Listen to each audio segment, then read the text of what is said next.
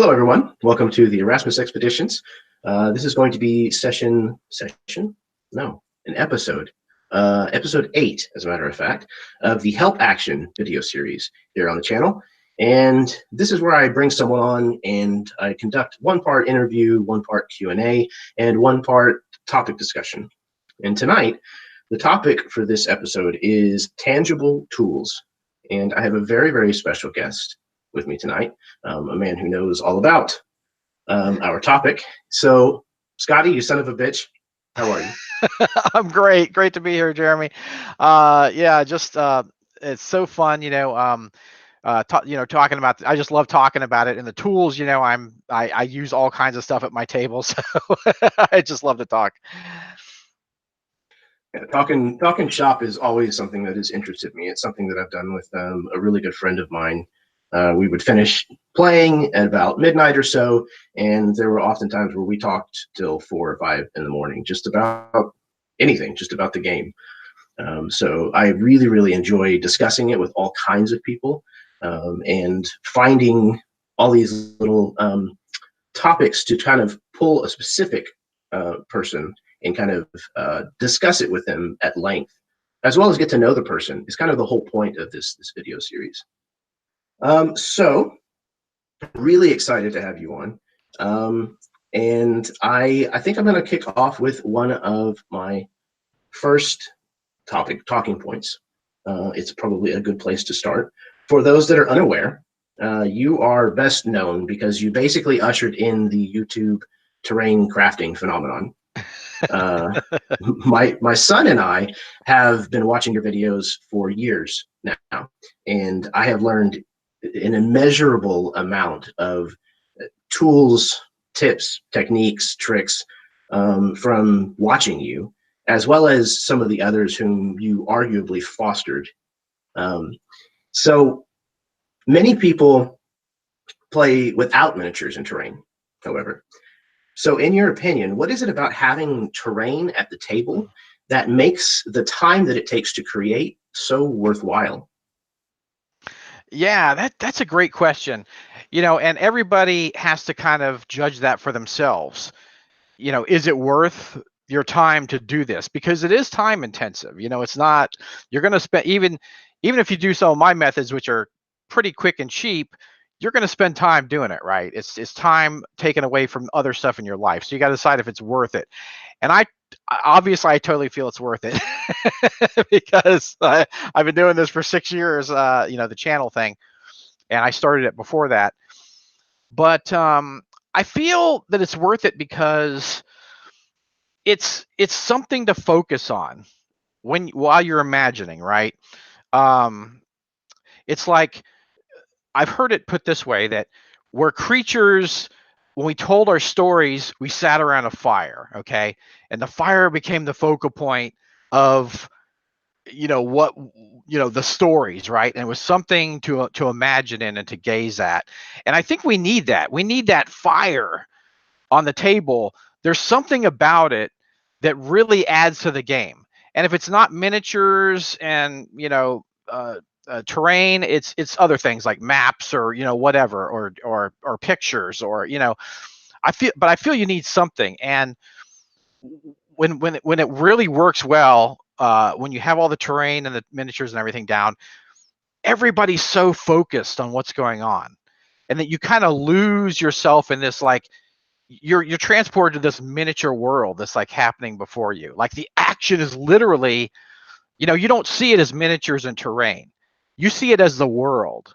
And yeah, and you see it as you're there. You're that little guy down there doing this stuff. And you see it that way. And it's amazing to look at the faces of my players and like how mesmerized they are, like, into that little world. So I feel it's worth it because it just transports you literally to another place. I am a big fan of making terrain and painting minis and things like that, and for those exact reasons. I feel like it's, if a picture is worth 1,000 words, then like terrains and miniatures, they're worth at least like a thousand, a million words, because it's a form of it's a short form of communication, I think. You get across so many ideas and elements without having to like exposit all of this information. It's there in front of you. Yeah. Right, exactly. And I think sometimes too that people get too, you can kind of take it too far, right? You can kind of get so obsessed with every little single detail that you don't leave space for the imagination, right? So what I do is, I don't have walls on my terrain. I have, here's the edge of the tile. It makes it easier for play, but it also makes it easier to like, add stuff in. Oh, maybe this is on the wall, or there's something else there. Whatever.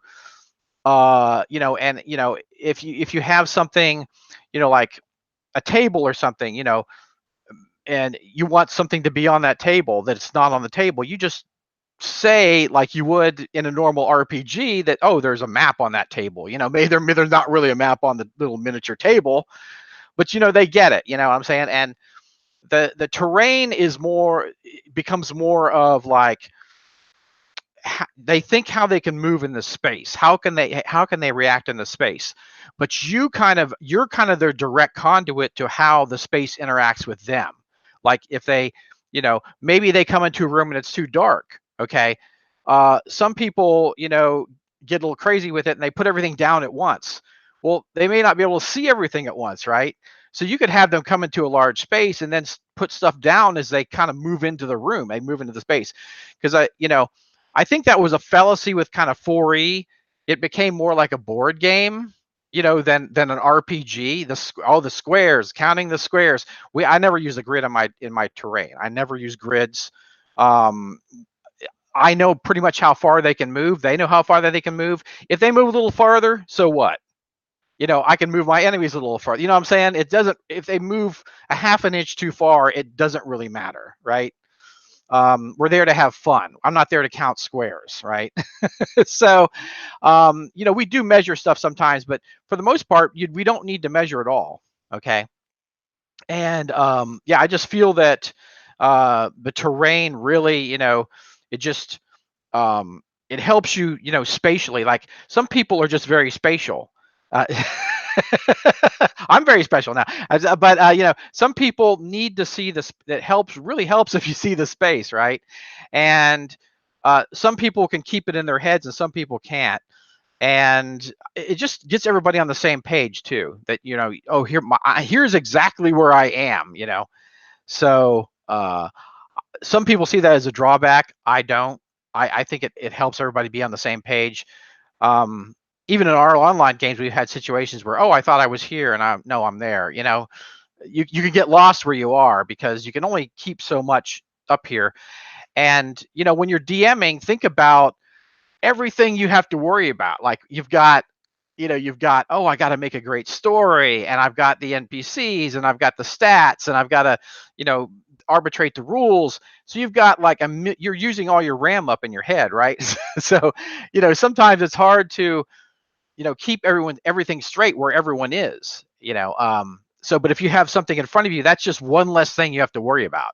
It's like, oh, here's where everything is. Here's where the action's happening. And yeah. Oh, I was talking. Yeah. So I was talking about, being too literal with the space as far as like, being too exacting with the detail. I don't worry too much about it. Uh, I kind of, and I make everything that so it's reusable, so that it's not, if you make some great piece, you may only use it once, and then you got to store it somewhere, right? So if you make a great looking castle wall, right, you got to store that somewhere with with the rampart and the bridge coming up and all that stuff. You got to store that someplace. But if you make wall sections, and then you put the ramparts on top of that, and you put a gate in front of that, all that comes apart, and then you can store it. You can put it in a box. You don't have to have this big. But I could use the walls for something else. I could use the rampart or the gate for something else. So I also try to like make reusable stuff. So, my mantras are like easy to play on, easy to store, reusable. That's kind of what I go for. And I've seen people where the terrain is kind of going the opposite direction, where it's like so specific, and so detailed that there's no room for imagination. There's no room for, bringing your own thing, oh, that's there, that's there, that's there. There's no room for bringing your own thing into it. Say you make something and you put moss all over it, right? I mean, that may look pretty cool, but what if you want to use it in a hell setting or a winter setting? Or, what I'm saying? I don't think people think about that. And then it's like, oh, well, it's got moss all over it. That looks really weird. It wouldn't be in this setting, So um, if I'm going to do something like have overgrowth or something on a thing, I'll make it a separate piece and put it with the piece, as opposed to like putting it all on the piece, and making it super detailed. So those are the things I think about. Also, another thing I do I've done for vertical encounters where you climb up. Your miniatures can fall off, break, and that kind of thing. So what I've done is I actually do sometimes I do vertical encounters horizontally, right? So I'll put like the pieces that maybe they're having to go up this stone ridge or whatever to get to the top of this place, right? Instead of having it standing up and the miniatures falling off and all this stuff, and you got to reach up there and put that, why not just have it flat, put the pieces like this, and then turn the miniatures on their side like they're climbing up. And then, what I'm saying, that's how I do it. I had an encounter with these pterodactyls in like this giant, enormous tree. So instead of having the tree and the people could climb up, if their friends got captured or whatever, they could climb up on these vines. So instead of having it where the tree's standing up and you got to pin the miniature to the vine or whatever, or just pretend it's a certain part, I had the tree flat and then the vines just pulled down so the miniatures could actually sit on the vine where you're at without worrying about anything falling, that kind of stuff. And for the pterodactyls and all that, I just put them on like a plastic glass, like that you can get at the Dollar Tree. Just set them on a plastic glass and it's clear, so it looks like they're flying around. That's it. That's so I really go for playability. That's a biggie for me. Yeah, I think there's there's kind of like a slider between like aesthetic and functionality. Exactly. And you kind of have to find where that best works for you as far as time and effort, your budget, and like how often it's going to get used, storage, all of these things that you've brought up. It's kind of what is going to work best for you. Right. And what I do is you have to decide what works, what look you want and what works for you. So I do a stamping method now where I stamp all my tiles and I can stamp them quickly. I make a stamp the tiles. I can stamp them quickly. I can do different colors, different designs. Like in an hour, I can bang out a dungeon. You know what I'm saying? You couldn't do that with foam. You couldn't carve foam in an hour, and do all the washes and all this stuff on it, and put the dry coats and the washes and all the 15 steps you got to do to make it. It's going to look great. It may look a little bit better than my stamp tiles, but I'm okay with that, because all that terrain kind of blends together. When you put all that stuff down, it's not the one thing that they see, right? It's everything in combination. So yeah, think about, what kind of crafter you want to be. Do you want to be one that does that really meticulous detail on every little crack and every little stone on the foam tile? Or do you want to be like me, stamp out a dungeon in an hour, So there's nothing wrong with either one. I mean, I've seen fantastic terrain that I think is amazing, way better than mine. But I want to play. I don't want to spend every waking hour doing terrain. I got other things in my life. I love terrain, but I don't want to spend every waking hour doing it. So. Yeah, I completely hear that. I spend way too much time on most of my stuff. There's several different projects that just kind of get hung kind of in suspended animation for a while. But I think it's very much like running a game. Like yes, there's ample different ways of doing it, and it's really kind of about finding your own style, your own what again, what's going to work best for you, and then just rocking it to the best of your ability. Oh, Uh, totally. Yes. yeah. So another question that I have, and this one was kind of just more directed straight for you, is how did you find this hobby? Like, when did you stumble into the weird world of gaming? Well, I'm an old man, so I play. I played the original D&D. I played not the brown box, but I played advanced D&D, the basic D&D and advanced D&D and all that stuff. So I'm from that time when it first came out, or when it first got popular. So I've been playing since then, but I got married and had kids, and then it kind of fell, that kind of fell off. And then it was later, it was about, I guess, 15 years ago now that I got back into it. So I was quite a hiatus, from me when I first started playing it and then got back into it. For sure. So what was the reason for the comeback? The reason was I was talking with some friends at work, and they were like, "Oh, we should play some D&D. That was just so fun and everything." And I was like, "Okay, yeah, that'd be great." And they're like, "Well, who's gonna be the DM?" And I was like, "Well, you DM before, right?" And I'm like, "Yeah." And it's like, "Okay, you're the DM." That's always the way it happens. So yeah, so that's it then. Yeah, Well, I'm still the DM for the group, same group. So I guess I've got some reading to do then. yeah. I wasn't doing anything for the next 15 years. Right. So we started out, we got back in Castles and Crusades, which is very, old school, Mm-hmm. OSR. And then we moved on to 4E, which has some nice things about it. There's some things I like and some things I don't. The problem is it didn't scale very well. The battles get longer and longer and longer. I mean, the battles are already long, but they get longer and longer. And yeah, it had some problems. So we kind of changed over to Pathfinder, and then when 5e came out, we've been playing that. I've done a few other systems and that kind of thing, but my groups likes D&D, so, and I am a fan of 5e. Personally, I feel that that 5e is about the best D&D is going to get.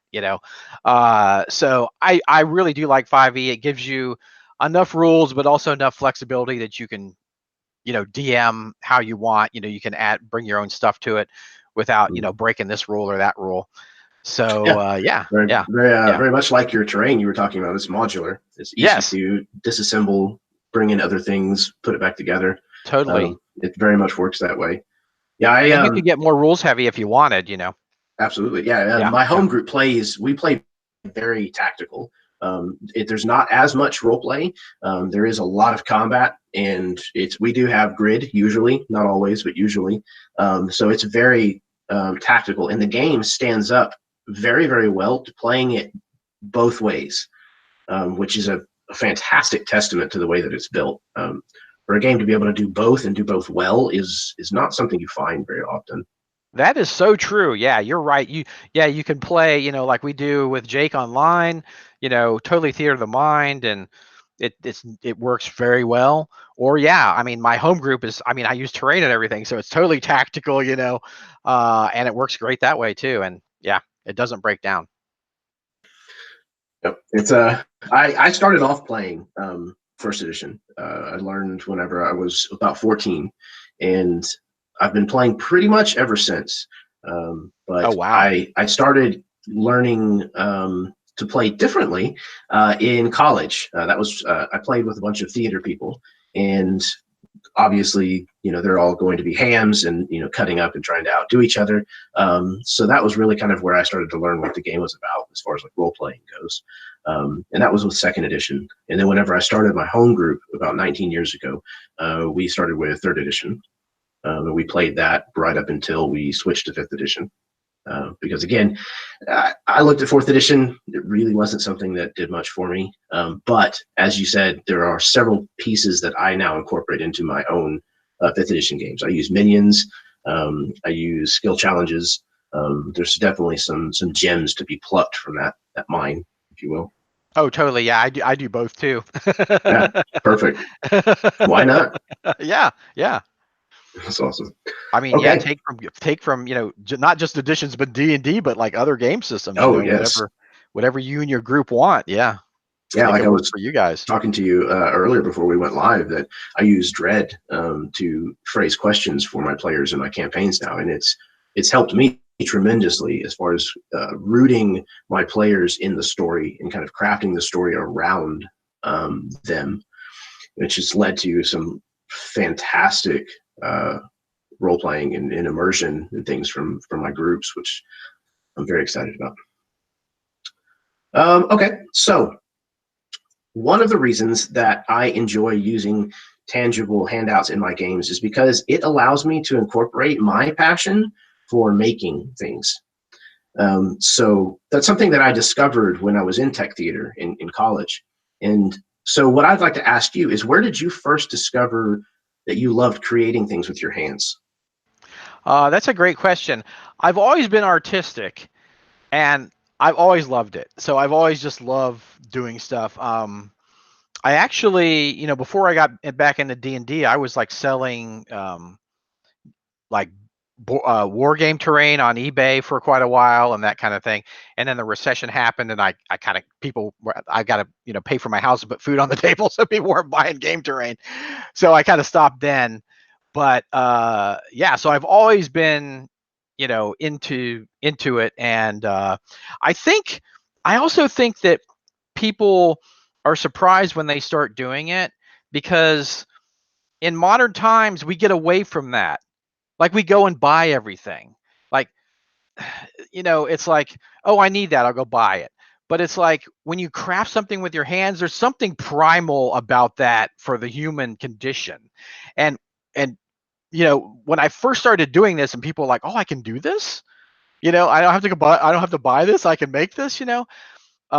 Now that it's kind of assimilated into a bigger community, I don't get this so much, but I got so many people when I first started doing this, like, wow, this is amazing. It relaxes me.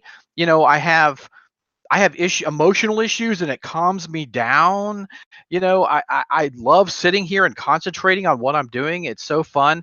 And I think there's something about everyone that they want to create. People want to make stuff. They want to create. There's an artist inside everyone, even if they don't think there is. And when you start trying it, it comes out. And it's like, wow, I made this. I sat here and made this. And like I said, we've gotten so far away from that people are surprised at that. And so when I first started doing this, I was getting a lot of that from people, that, wow, now it's kind of, I don't want to say a little more jaded, but the community's more, it's kind of moved beyond that kind of first initial feeling of wow, because there's so much of it out there now. But I still think it applies. I still think it's true. Like, I think that's why people love it. One of the reasons people love it. I mean, it's incredibly cathartic for me, and that's whether I'm building terrain or even like carpentry is another thing that I really enjoy. I'm not very good at it, but like I do get some catharsis from working with carpentry. But like I've always been a writer, a storyteller, and I've always needed some form of art in my life, and I never really understood it growing up. Obviously, I took a couple of art classes and whatnot, but like I didn't really understand why I felt that need so much. And I think you're right. It's intrinsic to, especially in the kind of society that we live in now, where everything is, like you said, disposable, and there's so much negativity and destruction that is going on all around us all the time, that it really gives a little bit of an uptick to your soul to be able to bring something into existence, especially with the like upcycle and things like that. Being able to take trash, something that was going to go into a landfill or be burned or rot away, and you gave it an entirely second life, is a really rewarding experience, I have found. Oh, totally. Yeah, I totally agree. And it's like funny when you take that trash and you make stuff out of it. People are like, "What? That was what?" Like, it's funny because in videos, like, I'll make stuff. I'm just cobbling all this junk together, and people are like, "That looks like crap." And then you paint it, and that's the magic moment when you paint that, and it's like, "Oh my God, that looks great!" It's like, uh, Priming is probably my favorite point of any project, because once you prime it, it's like boom. Now you can see the finished product. Yeah, because it's like Basically. one color, it's not Mhm. all just the junk all glued together. It's one color. You can kind of see what it actually looks like, when you prime Right. it. Yeah, So it's yeah, no that stage longer is amazing. macaroni noodles in pill bottles. Now it's something with tentacles and it's going to kill you. Yeah, and I think the secret I have discovered at least is greebles, like texture the hell out of everything, because then whenever you paint it, it no longer looks like a Pringles can. Um, but it's amazing to see that kind of stuff come together. And I think it's something that I took a liking to in elementary school. We did like a project. It was when recycling was very new, like a very new kind of concept. And it was about the kinds of trash that you could recycle. And the whole point was to make something out of garbage. And we made like a robot, it was just a standstill robot. Um, but it was out of like soup cans and, recycled cardboard boxes and whatnot. And something about that experiment in school or that art project like completely and totally hooked me. Um, and it's something that I've been trying to replicate, I think, ever since. I have a robot in my closet. No, I'm just kidding. And and then not only that, we're combining the two, right? We're combining our love of gaming and the love of crafting. So yeah, it's like the perfect storm. And when I put this stuff down on the table and just see the look on my players' faces, like, wow, and they're like I say, they're being drawn into this miniature world, and it's like, and that becomes the action is literally happening there in front of them on this miniature world that they've been drawn into. They're no longer sitting on the edge of the table. They're in that little space. It's an amazing feeling both ways, that you've made this miniature set and that you're role playing this awesome story with your friends. I have traced my love of terrain back to being a child of the 80s. I grew up in the era of play sets where you'd have this line of action figures and they would have a play set that came out, Castle Grayskull, the aircraft carrier for G.I. Joe, these things that were hundreds of dollars. And I couldn't afford that kind of stuff. And my parents couldn't afford that kind of stuff growing up. So occasionally we might get something like that, but for the most part, we just had to make do. So this is definitely me kind of capturing that, because I still play with action figures and play sets. They're just, they're D&D minis. Right. I mean, essentially that's what we're doing, right? We're playing with Exactly. we're playing with miniature action sets, Yep. with our minis, right? Our minis. Uh, so I know I've always had that same love too, like dioramas and miniatures, Mm-hmm. and it's just like, just miniature worlds, and yeah. Yep. Yeah, I grew up a big fan of the Littles as well. So Mm-hmm. yeah, love that kind of stuff. Mm-hmm. That's awesome. Okay. I'm gonna get one or two of these preloaded questions snuck in here. So my friend Jeff Doty has asked, at this stage, I play exclusively online for my tabletop gaming. Is there any benefit to inclusion of physical tools in a digital space? If so, how would you use those sorts of things when people aren't able to be physically present? Right. That's a good question. And um, the online, being able to play online is so awesome. Because it's just, as adults, it's so hard to get together. It's so much easier to get on a computer, or just the sheer distance that you're from people. You know, you can get to play with people. Great people, make friends. It's so wonderful. But yeah, I mean, uh, as far as I would say, there's not a huge benefit. Now I have done things before where my daughter lives in another state, and I've like Skyped the game, and like set up cameras where she can see the terrain and that kind of thing. But you don't get that same interaction with the players. You're looking at a player or you're looking at the terrain. So it's not it's not quite as good as being there. And online you can use art maps and that kind of thing, to like to make, to show, they have some really good tiles you can use to put on, your online games if you want. So you can still have that kind of feeling, and, oh, here's where my miniature is and here's where this is, without having the terrain.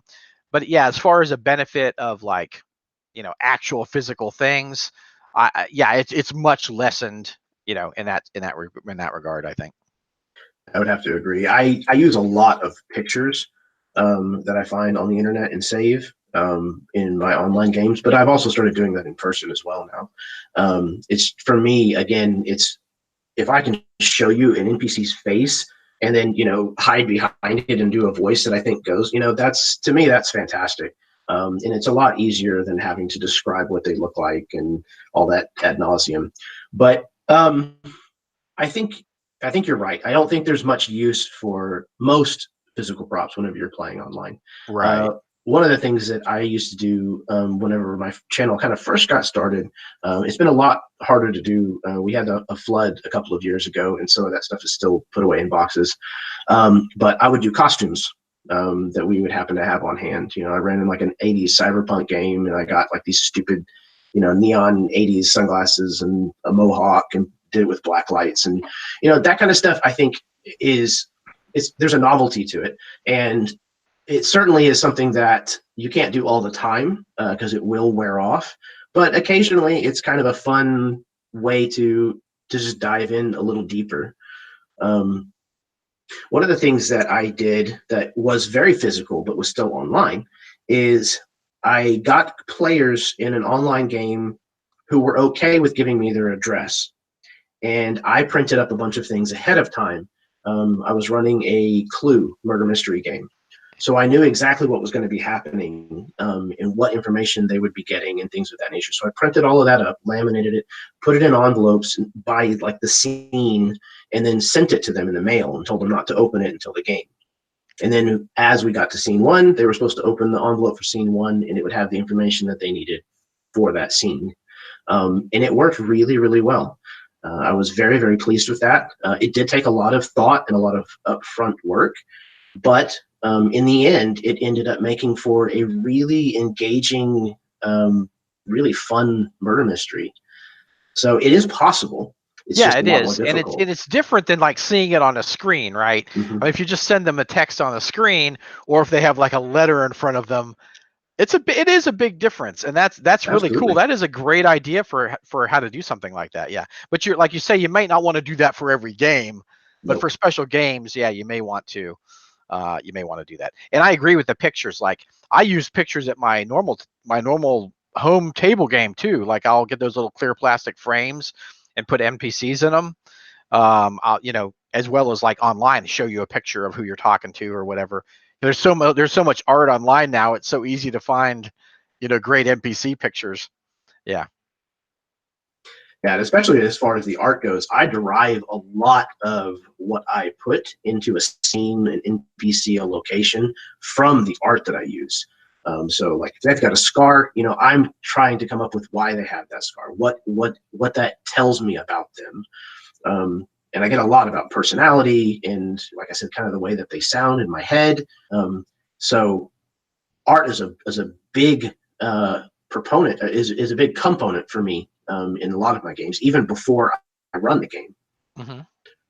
So another thing is I'm a big proponent of props and other ways that kind of heighten the experience in my games, as we've kind of discussed. And I think whenever you have the opportunity to physically interact with something, such as these cards for the scene or a letter, it produces a more visceral kind of immersion. Like you said, it's something intrinsic, something that's deeper. So is there such a thing as too much stimuli? Like even if it does aid in drawing your players in, like how much is too much? Right. That's a great question. I don't use a huge amount of props. It's mostly terrain and miniatures for me. I do use some, but yeah, I guess that's what it could depend on several factors. It's like how much your group likes that stuff. some groups would love that stuff. Some groups aren't that excited. So why waste your time on that stuff? Yeah, so I would, there's a lot of factors that can take into consideration, for that. I don't think there's one size fits all. I'll make all these tons of props and they'll love it. They may get bored with it, or it's like, oh, geez, another prop. But yeah, so I think you got to kind of feel just like you do how you run a game. Your style of running the game with each group is different. Kind of the same thing with props. What do they, are they receptive to that? Do they really like it? And you want to push it more, or they're just not really that thrilled about it, and don't save your precious time for other things as opposed to trying to keep pushing props on them. Yeah, I agree. So it's best then, I guess, to kind of feel the group out and kind of get to know where, again, to put that slider of your time versus the outcome, or the payout rather. It's important to kind of feel that out before you spend months and months and hundreds of dollars on special paper and ink and right, exactly. Which I have done. I love that kind of stuff. Make a bunch of we did folders and folders of autopsy reports in little folders and things like that, and we did all these little clue papers. I ran the players were investigating the Whitechapel murders. Cool. So they had, one of them was a doctor, so he had to fill out these autopsy reports and sign them with his character's name and everything. So it was a lot of fun. But it is, again, it's a lot of work. It has to be something that you are willing to spend the effort on, but also, like you brought up, that you're going to be sure that it's going to be well received. Right. Yeah. If it's a group will like this kind of stuff, right? Exactly. Yep. Awesome. Okay. Moving right along. One of the other questions is, I'm going to ask the one from my son. My son is named Jack, and he asked me a couple of questions. Cool. How do you make your videos? What tips would you give for crafting terrain? What tips would you give for making videos? It's a broad topic. Yeah. For videos, I just started. I got a lot of people just start with your phone, and that's fine. I mean, it takes HD video, but it's nice to have a device that can take more video than your phone. So I basically started with just like a camcorder, a digital camcorder, a couple $100, commercial available one. I think I got it at Walmart, maybe even. But yeah, I just started with that. I'm in a better camera now. It takes better pictures and it's all video. Yeah, that's all you really need. Just you can use your phone to start. You don't really need a bunch of great equipment. If you're crafting, I would say you want to have some nice light, to go with it. One thing that John Susky did, which was a really genius idea, was he took a light strip and yeah, exactly. He did like an arc, taped one end to one side of the table, the other end, and it made an arc over, so you've got light coming equally from each direction. That was a genius idea. I don't do that. You got to be careful with that because it could get in the frame. So, if you're shooting, you got to be careful about that. It doesn't get in the way. But you want to use as white a light as possible. So it's really easy to get halogen, the halogen, just regular bulbs right now. Get the kind of white light bulbs, because you'll get the color temperature it won't change the color of what you're trying to show. So yeah, it's as simple as that. And you don't really need any fancy equipment to start. Just a table to put it on, something to hook the camera above the surface, and then some white light. That's really all you need to start. Maybe an editing software. Editing software. Because when I started, I was using like Windows Movie Maker, which was like the crudest editing software. I mean, you can totally see from my first videos, but I've gotten a lot better with it. But I sheepishly started. But just, yeah, and it's so easy to get editing software. Even on your phone, you can get editing software. I think even you can get it from YouTube now. Like they have it, you can just use it on from YouTube. So they have a great like music library, that you can use for your videos. And it's funny, I've never really used much music in my videos. Um, for for me, it tends to annoy me more than add to the experience. Some people like it because the music tends to repeat and repeat and repeat and repeat, and I'm thinking about the music repeating, and not what the person's saying.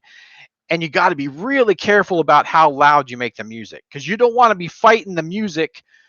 Oh, I can't hear them because the music's too loud, and that's easy to get wrong. You know what I'm saying? So if you're going to use music, be really careful that it's a long piece of music, maybe longer than da da da da da da da da da da da da da da da da, and it keeps repeating, or that you're loud enough. You're way like the music's really low. You're way louder, because there's nothing more annoying than trying to watch a video and you can't hear the person speak. I'd rather hear the person speak than to hear the music. To me, the music really doesn't do much value added. Now there are people that like to use music, that's fine, but those are some of the traps that you can get into where it's too loud and it just becomes annoying. It repeats and becomes annoying. So Yeah, there's definitely been that kind of experience before, especially with fledgling channels. yeah, it's easy to do. It's easy to mess up. You think, oh, the music is going to have some value to it. It's going to add to the video. Well, it's just kind of like when people get a new editor and they're like doing all these editing effects. Oh, I got 100 editing effects. I got to put 50 of them in this video. It's like that doesn't really. You can just cut. You don't need like 50 effects. You can just cut between. Oh, I did this and I did this and I did this. So there's a temptation to use all that stuff. But think about the reason you're using that stuff. Is there a reason I'm using this stuff? Is it because it really adds to the video, or is it just because I can do it? So, yeah. It's a fair point. Okay, so we have a couple more questions that were preloaded, but I have one more question that I'd like to get to. We just talked about your YouTube channel and kind of how you got started, and I think it's safe to say that it's a successful channel at this point. You have over 700 videos, and when I just checked a couple of days ago, and you've been posting for 6 or 7 years now. But since you have found DM's Craft, what noticeable impact has it had on your gaming experience overall, both in your home and online? Oh, yeah. Well, I mean, just trying out all these, because generally what you see me doing on the channel is what I'm doing for my own table. You know what I'm saying? So not only am I showing the people something I came up with, but I'm also getting to make the terrain that I need for my table. So it's kind of killing two birds with one stone, right? So and as far as online, I mean, when I started this, like I was it. There were no D&D like like it was like either it was like her start stuff where you have to cast the stuff, or it was like war game terrain. Like there wasn't like, oh, let's make think about how to make terrain for an RPG. That's where I came with the 2.5D where the walls are short. So because at a war game, you stand up all the time and you can have that tall terrain. It doesn't matter. But when you're sitting at a table drinking your Coke and eating your Cheetos, you don't want to have to keep sitting up to see, oh, where's my miniature? I can't see it. And so I wanted terrain that was, had some 3D elements, but was easy to see. So no walls kind of, or just, the really thin walls kind of thing. And when I made out the cardboard and I was like, damn, this is a good idea. I've never seen anybody do this. I should make a couple of videos. So, like I said, I sheepishly sat down and I don't have to make these videos. I sheepishly sat down, tried to make some videos. And I thought, oh, I'll make a couple of videos and then I'll get the idea out there, and then, that'll be it. I'll get 100 subscribers or something like that. And so then people are, more and more people kept liking it and asking me questions and, asking for more videos. And I'm like, okay, so I'm still making videos. And, I mean, look, for when I started, 6 years ago to now, how many crafting channels there are, like dozens of crafting channels. And, they all have something interesting in their own right. They all have different ways of doing it, different techniques. And I think that's great because you can look at these techniques and say, okay, oh, that's how I want to do it. Or, I really like how Wylock does it. Or I really like how Jeremy does it. I like how, V does it. So you can kind of see, what you like, and as opposed to like, starting and I don't really like that. Okay, you can, it's shop before you buy kind of thing. Like, if you don't want to do, the foam crafting, you don't have to do the foam crafting. You don't have to buy a Proxon. You don't have to do all, cut all those little bricks and all that stuff. If you want to, great. You have the option. If you want to do stamps like I do, there's the stamps. If you want to do the classic 2.5D, or you want to do Wylock tiles where they all fit in a little box and you can hook them all together, that's great. His version of 2.5D. So I think that's what's great about kind of the legacy of what I've done, is that there's more you can see before you buy, essentially. You can shop before you buy. So yeah, I think it's I think it's pretty amazing. It's pretty amazing how this community is developed out of nothing. Yeah, it's something that I found. I found your channel just as actually a couple of months before several of the others kind of started popping up. Mm-hmm. And it definitely was something that was incredibly unique, and that's what caught my attention at first. And now I watch, a lot of the channels. You guys make fantastic content, and you keep it in a digestible, bite-sized pieces. So it's really easy content to absorb.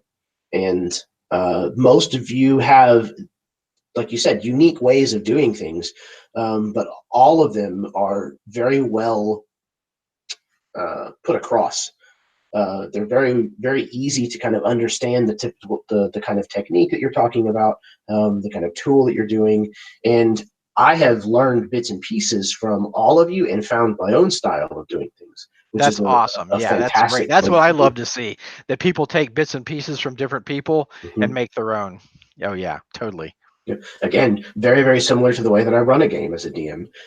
I've played underneath many, many DMs throughout my gaming career, very thankfully, especially now that I've been playing online.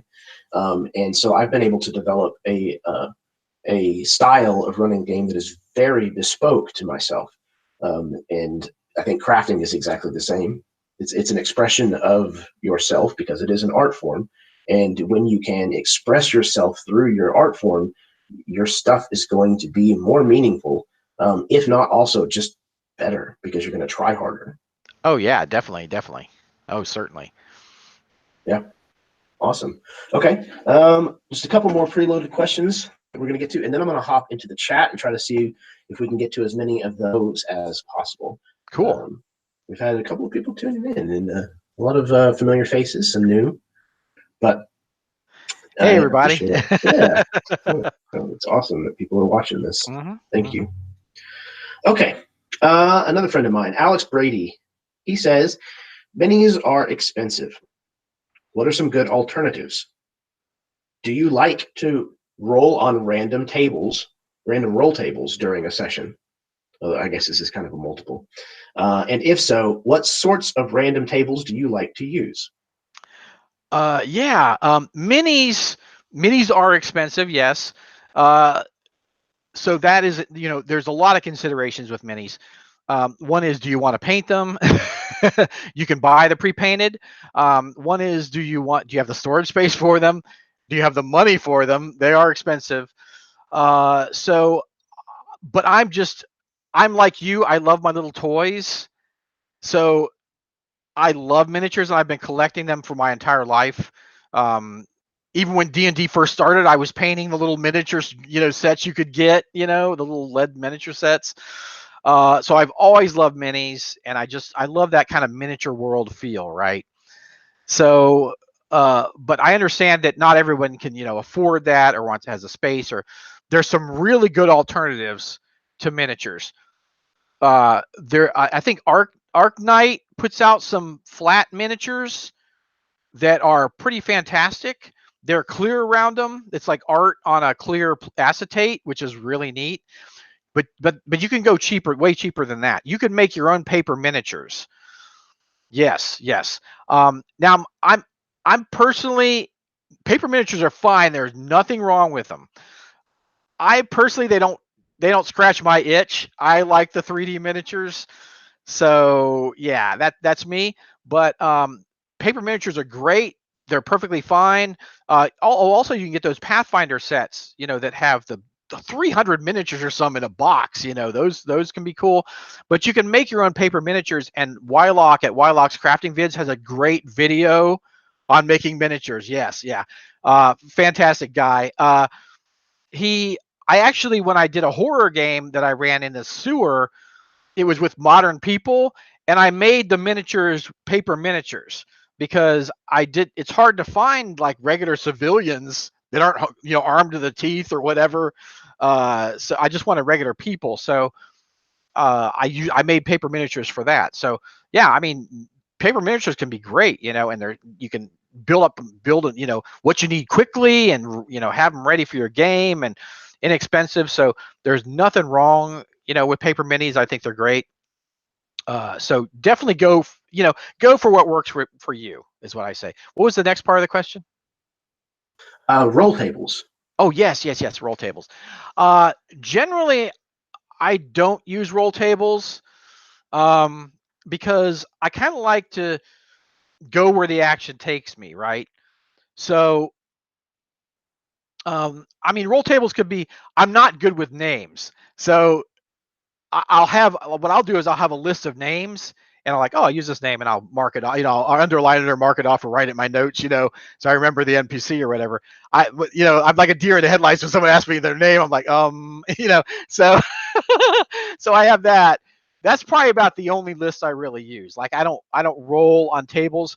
I kind of follow where the action goes. So say, for example, a critical hit, right? Instead of rolling on a table, like what seems logical to happen from the situation, right? Maybe they're fighting by a pit. The monster might try to push the guy in the pit, or whatever. That could be part of the critical hit, or that kind of thing. Kind of go where it leads. I kind of try to take the narrative where it leads. And so I like less random tables because it never seems to fit for me. It's like, oh, you get whatever, some critical happens that like, well, that doesn't seem like that would happen, or whatever. So I rarely use random tables, even in like dungeon creation or anything. I rarely do it because I kind of let the story take me where I think what kind of stuff would be in there, what would, that what I'm trying to say is I try to let the story just lead me as opposed to just using random tables. I've never really been that satisfied with random tables. Usually I roll a random table and I don't really like what I've got on the random table. So I personally don't find them useful, but if you're kind of having a mental block, yeah, yeah, they can be useful. Yeah. And to me, the name table is my lifesaver. Like, yeah, here's a list of names. Yeah, a lot of the games that I run are kind of set in culturally specific areas. Yeah. So I had an Egyptian campaign, I had like an Asian campaign. That is super useful. Yeah. Yes, so that's something that I love to have on hand, like a column of male names, female names, and surnames, and then just understand how those go together. So if it's Arabic, it's so and so, even so and so, Fahalan, etc. So it sounds culturally appropriate whenever you have to spit it out on the fly. Right. And you don't name somebody Steve and then go, why the hell did I say Steve? Right. Steve. Yeah. Steve with a with a W. See, it's fantasy. No. I will say that I don't use roll tables often, but when I ran my Asian game, one of the things that I wanted to make sure of was that I wasn't throwing out like names of Chinese food dishes, takeout dishes that I knew as far as food goes. So I had a roll table for different meals that were more culturally and historically appropriate. So that way, when they asked me, when they went to the inn, what is there to eat? Or when a feast or banquet was thrown in their honor because they're samurai, then I can go to that table, roll it up, and I don't have to have any of that thought up ahead of time to make it feel right. Right. Oh, yeah, totally. So I think that, like you're saying, you need to figure out what your weakness is, what you don't create well on the fly, and That's maybe just have a roll exactly table it. for That's that exactly purpose. it. Yeah. Yeah, that's a good piece of advice, I think. Okay, we have one more of these questions. As tabletop crafting continues to evolve in some amazing and surprising ways, what new technology or innovative process are you the most excited to see contribute to this artistic fluorescence, and why? Well, 3D printing. I mean, we can't start the conversation without 3D printing. I mean, it's kind of a renaissance in, what people can do at the table. Game changer. Yeah, it's a game changer. And I use a lot of 3D printed stuff in my terrain. Like, not necessarily, I don't necessarily print up the terrain, but I'll like print, clear dragon heads to put lights in, or, whatever, that kind of paraphernalia that you can use in the dungeon. There's so much stuff you can get that they're really a great tool. But as far as like replacing, just the handcrafting, it's not there. I don't print out the tiles and all that kind of stuff because I kind of play a different way than those would require you to play by assembling all the tiles and all that. I just slap my, mat down and I'm ready to go, throw a few things on and I'm ready to go. So I don't really play that way, but, they look great. If you don't have the time to craft, that can be a great alternative. What I'm really liking in 3D, not in 3D crafting, what I'm really liking in crafting now are miniature LEDs. Like, you can do so much stuff now with like miniature LEDs, like not just tea lights. Like, I use all kinds of, miniature, and it's amazing how much those bring to the table, actually. Like, if you're going into, a jungle temple and you've got green lights going in there, it's just such a mood setter. Or you've got, purple in a sorcerer's lair. You've got like a pool, a magical gate or a pool that's like color changing lights in it. I mean, wow, it's so amazing, that at the table, having that at the table, which, it's, just when I started, it really wasn't that available. There were tea lights, but there really wasn't all these other LED lights. And there's so many different ones now that are easy to get and incorporate into terrain that, for me, that's what I'm really loving, at the moment, the innovation. Yeah, soldering is a skill of mine that is sorely lacking. Mine And too. I definitely use like the miniature tea lights, again, an idea that I stole from you, especially since they sell them at the dollar store for like half a dozen of them. Like, yes, that's fine. Yeah. They come with batteries. Yeah, I'll do it. Yeah, I made some braziers for a game coming up that actually light up, and I'm super stoked about. Awesome. So it's something that I haven't messed around with a lot. I built an airship for that same game where they were investigating the Whitechapel murders, and I attempted to light part of it. And I thought that I understood what I was doing. I took apart a book light, rewired things, put it together, and none of it worked. So it was very, very soul-crushing experience. A lot of But mine has not been so much rewiring as hiding, like hiding the light sure. in the terrain. You know what I'm saying? Mm-hmm.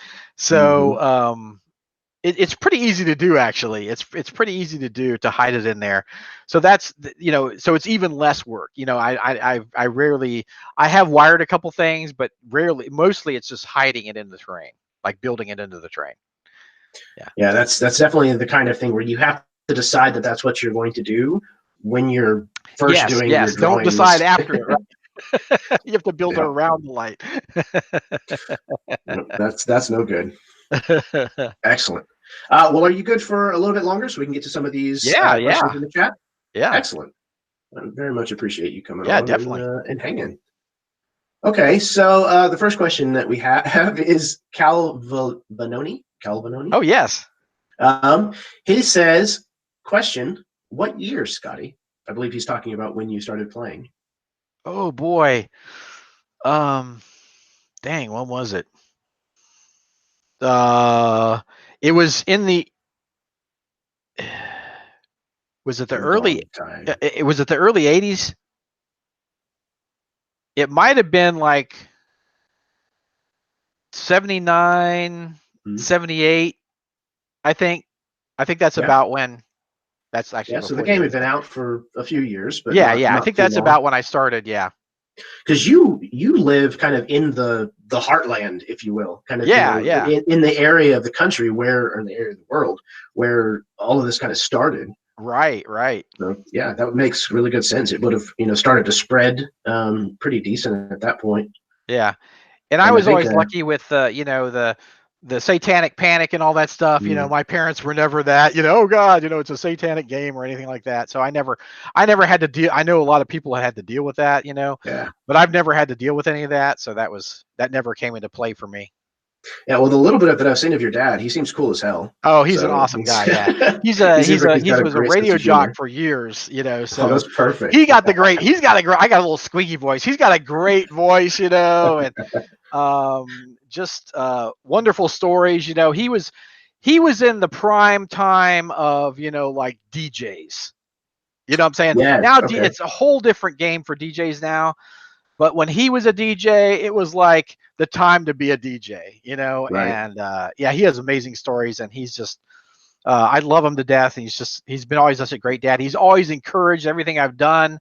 He encouraged me to like sci-fi and fantasy, and take me to things like Jason the Argonauts and that kind of thing. Took me to, when 2001 came out again, took me to that, and Fantasia at the theater, and he was always he's always loved movies and just encouraged everything I've done. So yeah, like my mom, bless her heart, she tries to understand what I do, and like she looks at my terrain, she's like, this is so fantastic, this is just wonderful. And I'm like, Mom, you have no idea what you're looking at, do you? She's like, no, I don't understand it, but I'm happy that you're happy.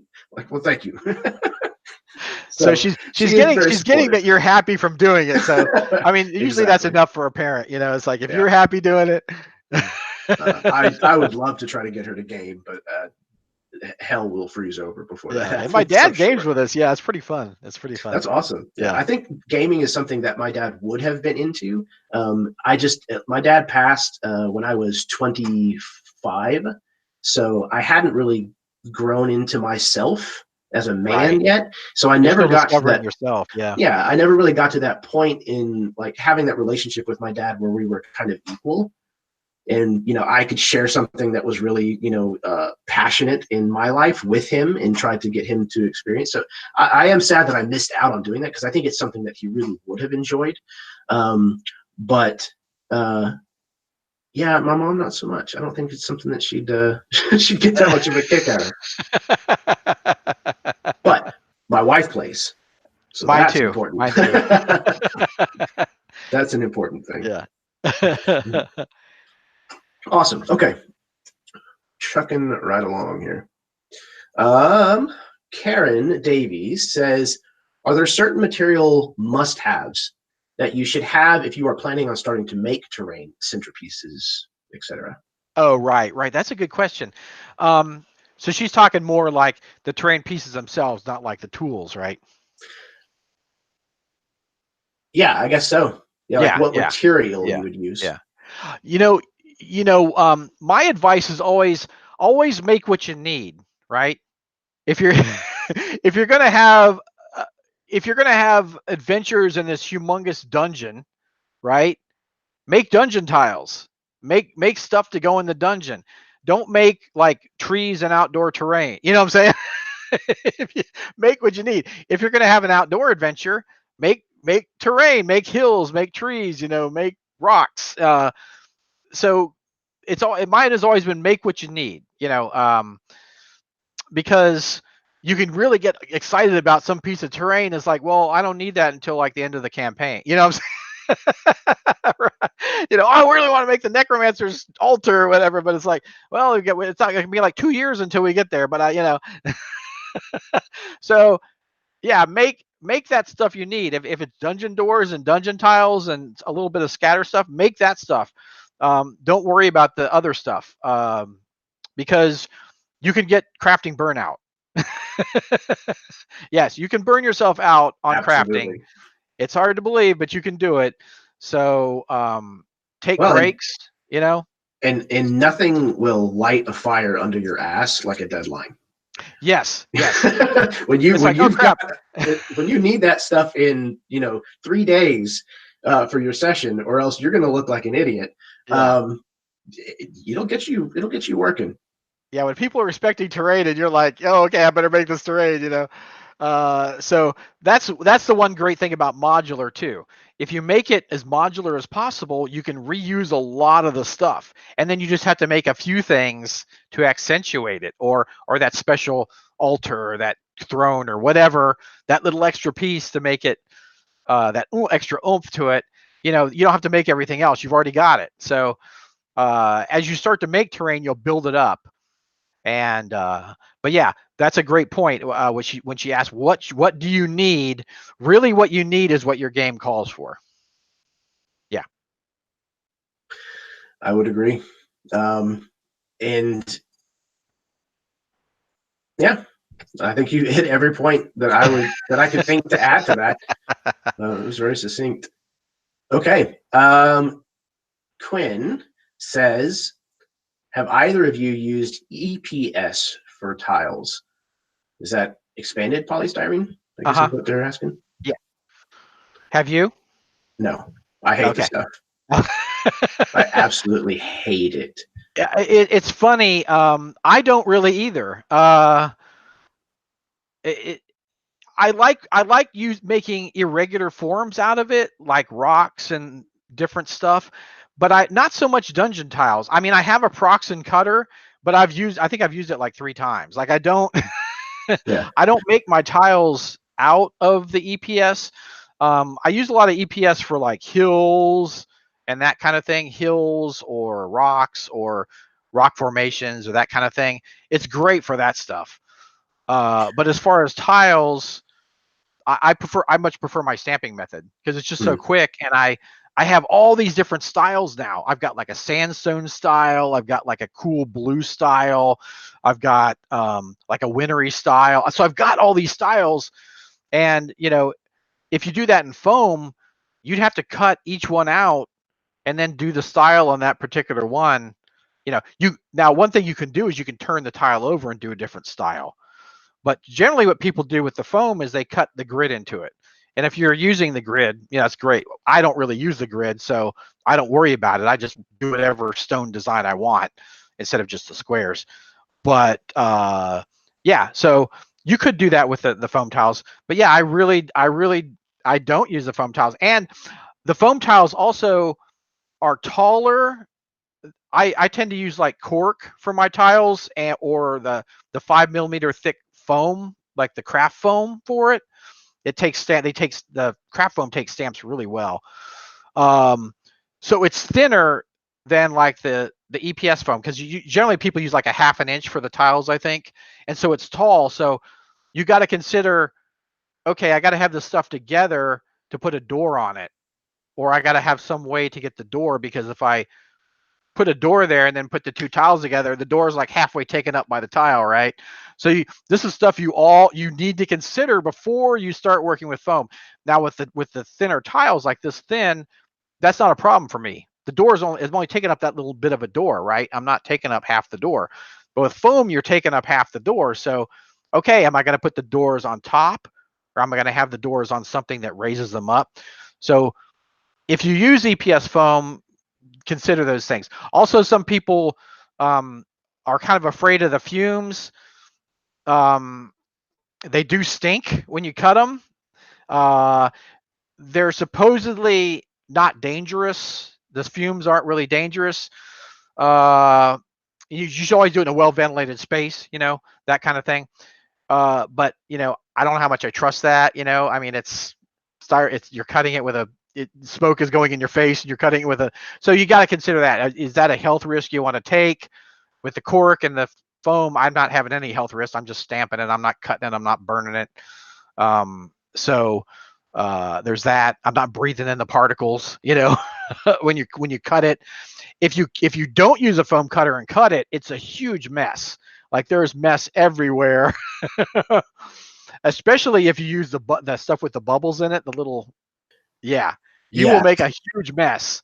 And I thought that's what they were talking about. Okay, they're talking more, I think, about the XPS. Yeah.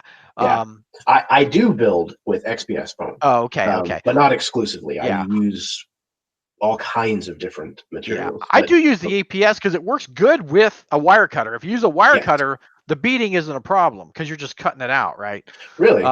But if you carve it, it's an absolute mess. Like to me, like even just picking it up out of whatever box it came out of seems to just generate this crap everywhere. It does, yeah. The thought of like trying to carve it up and make something out of it, I'm like, you know what? No, I'll figure out a different way to do it. Right. It can be really good. Like I use it for rocks and stuff. It can be really good for that.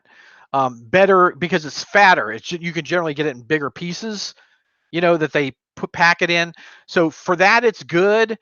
Now, what I do is I cover it with glue.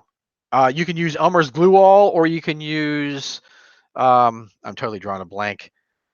Mod Podge. Okay, so you can use Mod Podge, but what really helps is when you do that, sprinkle on play sand onto the piece, and not only does it give it texture, it adheres to that glue layer and gives like a hard coat on it and protects it. So that's a nice technique to do if you're doing that kind of like really light foam. It gives us some weight also because that foam is really light. It is. It very much is. That's a good idea. I'll have to keep that in mind if I ever decide to go against my own vow and work with it. Yeah, it works. It can work really well if you do it that way. All right. Moving right along.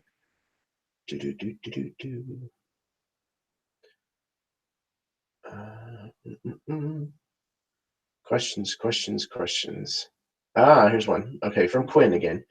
How can you tell if your music volume is good? It sounds wildly different from different sources, whether it's headphones, cell phones, laptop speakers, etc. Whenever you're doing your editing. Oh yeah, that is a great point. Because generally when I'm editing, I'm not listening through my headphones. I'm listening through the speaker. But I don't really use the music, so it's not much of a problem. But if you do use the music, it might be a good idea. I'm probably not the best person to ask, but it might be a good idea to put on your headphones because that's where everything's concentrated, into your ears. And I think if the music's too loud, you're definitely going to hear it in your headset. Yeah. Yeah, that makes logical sense to me. Yeah. Likewise, I have not. Oh, sorry. Go ahead. Oh, I was going to say, and when you finish the video and you process it to make the movie out of it, watch it and listen to it again that way, because it may not have maybe it didn't sound that way when you were editing, and then you get it done. It's like, whoa, I can't hear myself talk, or the music's way too loud. Then you can go back in and tweak it and bring the music down a bit. And then you'll eventually find the level that really works for you, and you won't have to tweak it that much. Once you get that level with a piece of music, you don't have to worry about it. But yeah, I would definitely check, because you don't want to. Nothing will turn a person off from watching your video more than loud music, and you can't hear the person talk. Yeah. And I think it's probably good advice to, like you said, watch it, but watch the entirety of it. Yes. To make sure that there's not any points where your volume dips and the music's volume spikes at the same time. And yeah, it's very important. It is, yes. Before you put it out there. Yeah. I was just going to say, I also have not graduated to using music in my videos. I'm not that cool. Yeah, me I neither. I have music piped straight into my headset, which is good for me. And I usually share my Spotify playlists for my games whenever I run them with the chat, so that way anybody who wants to can listen along with us. But most of the games that I play, for one, I don't want to get it taken down from copyright BS. Oh, right, Um, right. but I'm very, very green whenever it comes to editing the few videos that I have on my channel that are not live plays. And so I have not figured out how to jump through those hoops yet. Oh, right.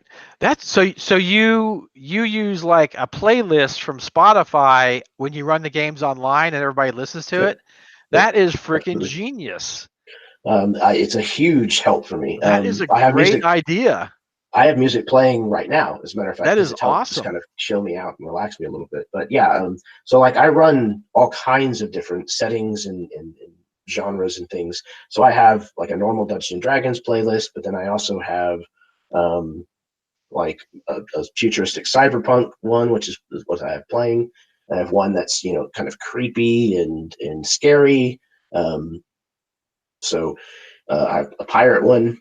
So yeah, I usually will kind of put a Spotify playlist together, basically basically just kind of a collection of soundtracks from movies and video games that have Yeah.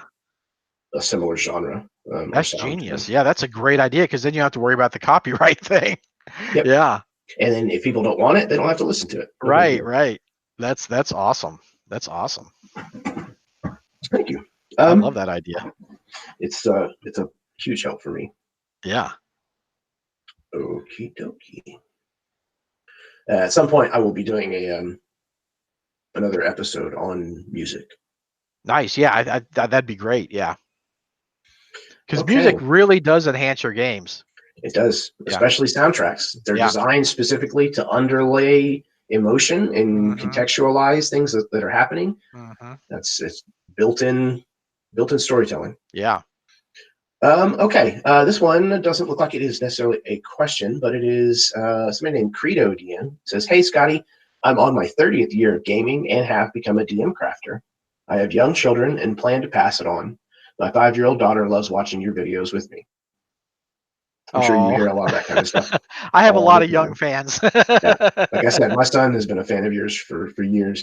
He'll sit on the couch next to me and watch one of your videos every time it comes out. So Oh, it's kind of a cool little bonding experience. I love that. And I love to see kids crafting too. That's Yeah. because you know what? They're going to remember that Hmm. when they grow up, they're going to remember you sat down with them and made things with them. You know what I'm saying? They're not going to remember that toy they got and played with it for 15 minutes and threw it in the toy box and forgot about it that they ever had it. They're going No, to no. remember.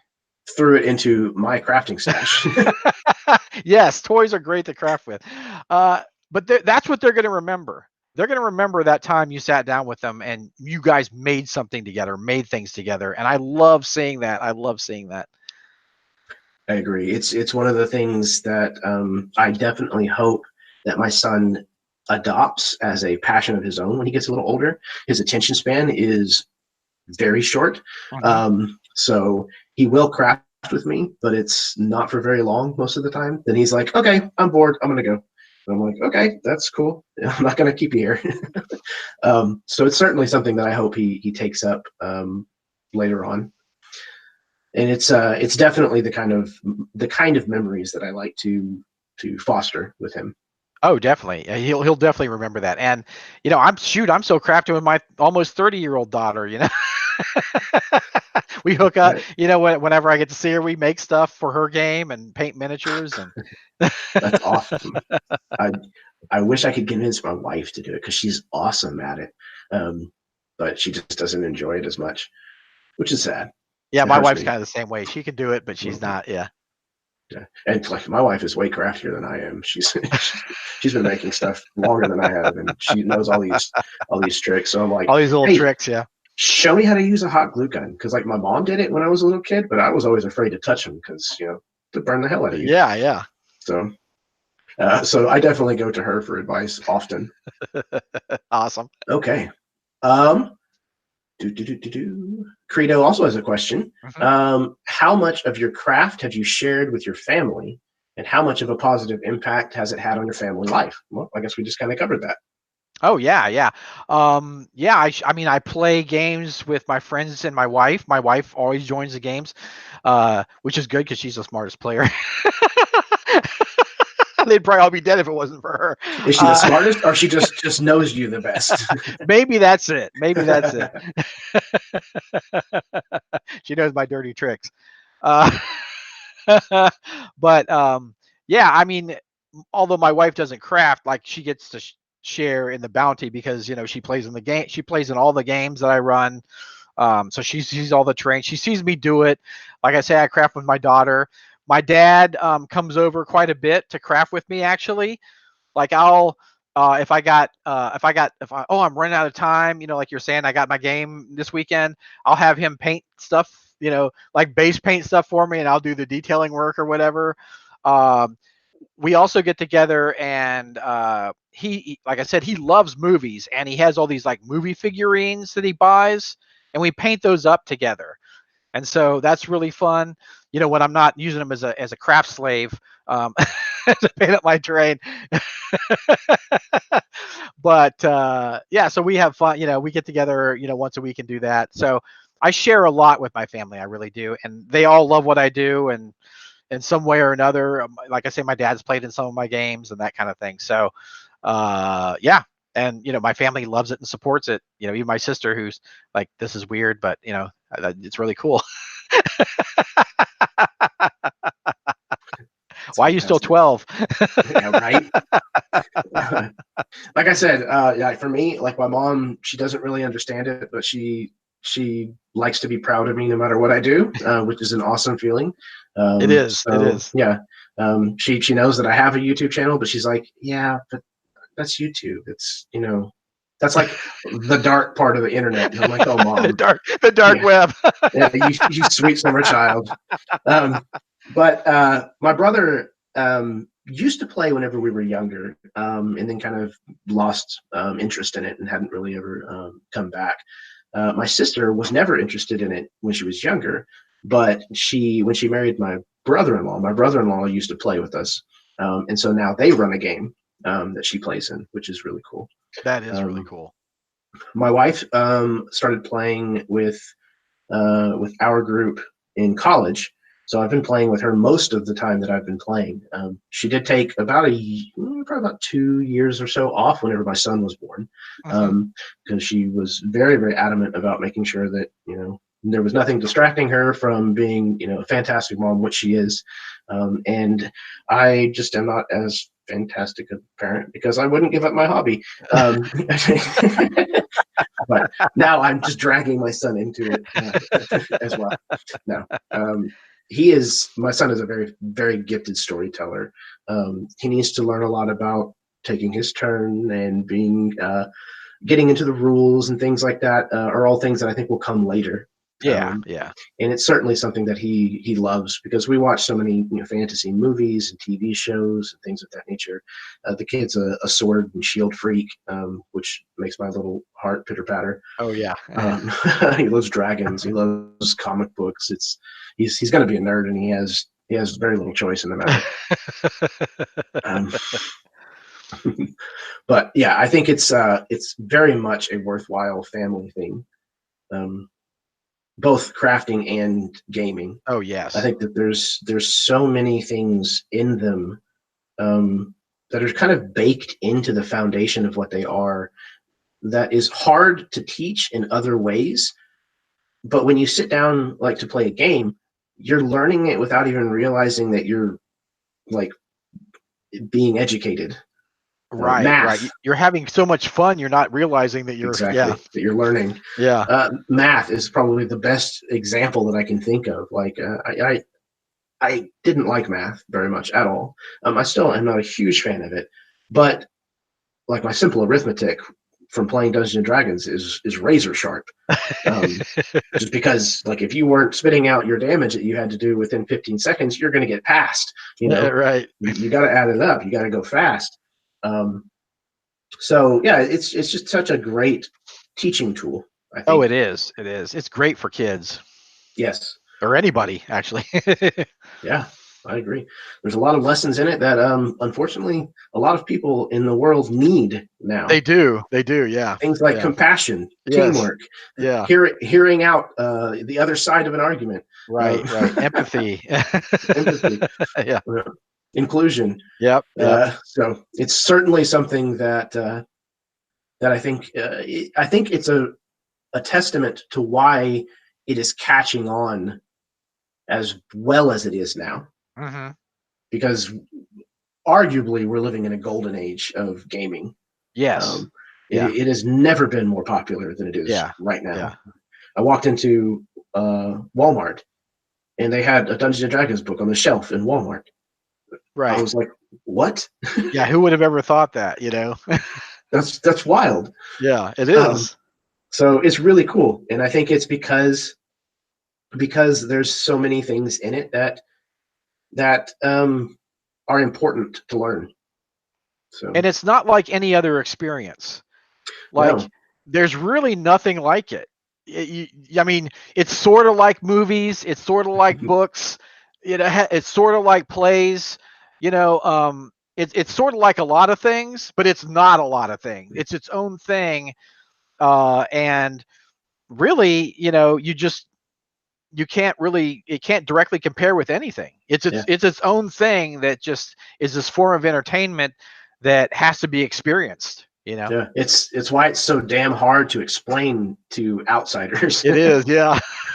You're like, so you sit around a table, yes, and you just talk to each other. When you put it that way, it sounds really weird, but yes, that's essentially. And you roll these dice. Yes, you do. A lot of them, like normal dice. Well, no, they're special dice. Yeah, we spend money on them. Sometimes we do costumes and funny voices too. I mean, yeah, it's definitely one of those things where you have to be able to at least see it played, if not Yes. actually play it yourself. Then you understand it. Hmm. Yeah, it's a really really amazing hobby, It and is. It is. um, There's just nothing there's like it. it's so multifaceted, and I think that the fact that you can play online, that you can do purely theater of the mind, you can do pure improv, you can use very little rules or play games that hardly have any rules at all, if any, or you can play things that are incredibly detailed and crunchy, or you can play with elaborate terrain, and everything in between. And it's always a rewarding experience. It's always something that's very worth your time. Hmm. Oh yes, yeah. And yeah, when you see like people getting emotionally invested in it, it's just like amazing, that there it's yeah, it just blows my mind how, you know, invested people get in it. I I have a lot of people in the community where I'm at that really like the the concept of a, well, the term doesn't sound great, but a killer DM. Oh man, I killed a PC. To me, that's never really been like a big badge of honor. However, if I No. can make a player cry at the table, that that is my honey right there. And I not love because not yeah. because of something bad that happened to them. It's because they were so invested in what was happening in the moment in the game and with their character that they were moved emotionally, because as a storyteller, that's the pinnacle as far as I'm Oh concerned. yeah, it is. And I love those hard choices that the players have to make. Um, those are amazing moments, in the game. Yeah, yeah. I had. I'm going to go on a little bit of a tangent. I had a scene in one of my recent sessions online where there was an NPC who was the ex-wife of one of the PCs and the sister to another one of the PCs, and they basically had to mercy kill her. Oh, And they had to have a scene between the two of them where they decided which one of them was going to be the one to do it. right, right. So it was a That's very powerful stuff. That's yeah, it was a powerful stuff. very heavy scene. Yeah. Um, but man, like when it was finished, it was kind of one of those things where you sit back and you're like, "Woo!" Like I felt that. Like we went there. Yeah. Yeah. and felt that grief, Right. which is a very powerful thing that role playing games can Yeah. accomplish. Yeah. Yeah. Yeah, totally. It is. All right. Well, I'm gonna do one more pass on this chat just to make sure I'm not missing any other questions, and then I'm gonna stop taking up your time here. Hey, no problem. I'm glad we could hook up. Yeah, man, me too. Okay, as far as I can tell, that is all of the questions. So I think that's gonna do it. So why don't you do any kind of outro that you want to do, plug whatever you would like, and then we'll put a bow on it. All right, cool. Well, thanks everybody for stopping by. You know, I hope that we spewed some stuff that you could use or found interesting at least. You know, I have the DM's Craft channel, which, you know, I show you how to do crafting videos. I'm also the Quest Givers. I have my little Quest Giver shirt on here, where I've got into writing modules with Gareth from DMG Info, and I'm really proud of these modules. They're the kind of stuff I want to run. So much fun, and we're branching out into more and more stuff. You know, having guests come in and help us write modules. We're gonna have 3D print miniatures for the modules and all that kind of stuff. So a lot of stuff coming down the pike for Quest Givers, and of course, you know, the DM's Craft's my baby. It's not going away. It's you know, as long as I'll keep making videos as long as people keep watching them. And yeah, thanks again for stopping by, and thanks so much, Jeremy, for having me on. It's just great to talk with you, and we've just had so much fun in our game, you know, on Thursday nights. If you guys haven't checked that out, make sure you check it out. It's on the Mini Terrain Domains Twitch channel. So we usually post a link and that kind of thing weekly. So yeah, check that out. Now next week we're going to take a hiatus from the game, and I'm going to run a horror one shot. So this should be pretty interesting. It's been a lot of fun when I've run it before, so I'm excited to see how this group handles it. I will warn you though that I'm normally not a killer DM, but in one shots I'm a bit of a killer DM. So you've been warned. I am very, very much used to it. I mean, hey, if you die in a one shot, go out in a blaze of glory. That's right. Just make it count. That's all I ask. So yeah, but that's awesome. Yeah. Well, thank you very, very much for coming on, Scotty. Like I said, I've been a fan of yours for years now, watching your videos. And I'm not kind of one of those people who likes to reach out to people that they're a fan of. It always just kind of feels awkward because I understand that I feel like I know you very well, but you don't know anything about me. So it's a very kind of strange situation to approach. So I've been very, very thankful to have been in Jake's game with you and get to know you while you got to know me. So I got to know kind of, again, the man behind the legend, so to speak. Well, thank you. Of course. It's been great. It's always one of those things where they tell you never to meet your heroes. But you've been a fantastic person to get to know beyond your persona online. Oh, that's so kind. Thank you. Yeah. And I knew that whenever I had the chance, I was going to ask you to come on the show. So I'm very, very grateful that you said yes.